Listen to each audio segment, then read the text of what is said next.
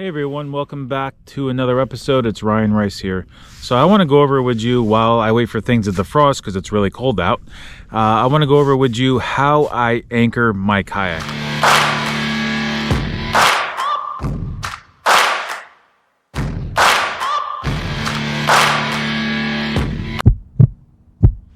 So I thought about the micro power pole, but a lot of times I'm in water that's just too deep. Right now I'm sitting in 9 feet of water, and if you fish, the shoreline a lot or in a lot of shallow bodies of water, the micro power pole, will work fine.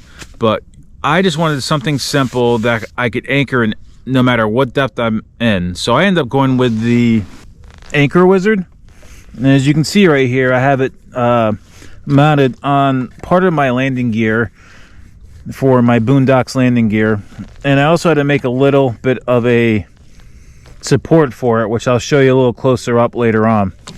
But all I gotta do is when I anchor is just do that. Right now it's a little frozen, and you can see the anchor just drops, and all I gotta do is just give it a little bit of a quarter turn, and now I'm anchored. So it's a very simple, inexpensive setup that you can use no matter what depth you're in, and it just drops really quick. It's really reliable, as just for the simple fact that there ain't much to it. You don't have to worry about batteries, charging those. You don't have to worry about remotes. You don't have to worry about anything. It's just a manual anchor. And when I'm done, all I gotta do is just reel it up.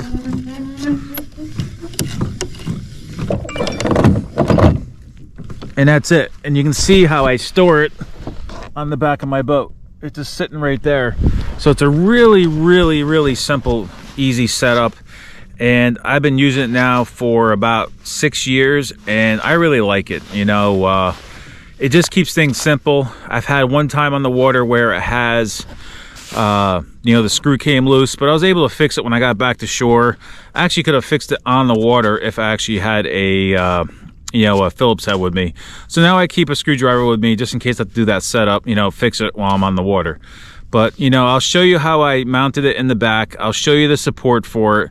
And for the most part, if you have any kind of gear tracks on your kayak already from the factory, it makes it even simpler for an install. And I got 2 T-slot nuts on this, and then I built a little stand out of white PVC and painted it black. And I got it all, with the night eyes. I have it all tied down, so it gives it good stable base to sit it on. And you can see how quick and easy it is just to deploy this. So when I'm on the water and this kayak is sitting level, just doing that with the handles, it just drops the anchor really quick. And then when I just want to retract it, I just pull the handle up. See, it comes right up and stows. So another good thing I use with this too is I will leave it sit down a bit, just above the bottom of the water. And I almost use this as like a wind sail. So when it's really windy out and I want to slow down the kayak, I'll actually just leave my anchor sitting down like this and let it either drag along the bottom or just a little bit above the bottom, and it slows me down. And that's another reason why I wanted to go this route over the micro power pole, is because it has multiple uses and I'm not just restricted to shallow water anchoring. So overall, I've been very happy with this setup, and I think this costs about $150, and then your anchor is probably about another 10 to 12 bucks, maybe even a little bit more. It all depends where which one you get. But I like the grappling style. I got this from Amazon, and it cost me, I think, about maybe 15-20 bucks, if that. So it's just a really easy setup. And then back here on the back of my kayak, I actually just took stainless hardware and screwed it, because it was kind of like, this is kind of inaccessible from the hatch of the Hobie. So I just used black silicone as almost a base, almost like a glue, and I did stainless hardware with some washers, and you really can't see it because I covered it with silicone, and it just screwed it right into the corner of the kayak. And it's held up now for this kayak. It's held up for a couple years, which has been great. And I did the same thing on my last kayak, and I've had no problems doing this route. Now I know a lot of people don't like to screw into their kayak, but I kind of got over that whole fear of screwing into a kayak or drilling into a kayak, because I've been doing this long enough now that I know it doesn't cause a problem. Will it void the warranty? Possibly.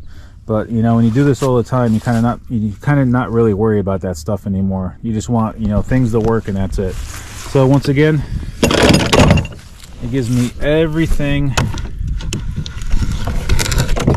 It gives me everything that I need for an anchor, and it just sits right on top of my groovy landing gear from Boondocks. And then, like I said, I made this little like leg, and I used some stainless hardware just to give us some support.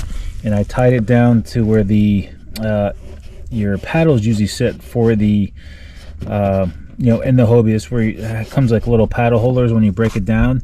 And I just took the night eyes and just kind of tied it down to that as well, just to hold it stable. So that's it, guys. Very simple. It works in no matter what depth of water you're in. So I just want to give you a quick little video of how I anchor my kayak. I've been doing it now for 6 years, and I really like it. So it keeps it simple, cost effective, and it works. So I hope you guys like this video. As always, I will catch you guys on the water. Thanks for watching.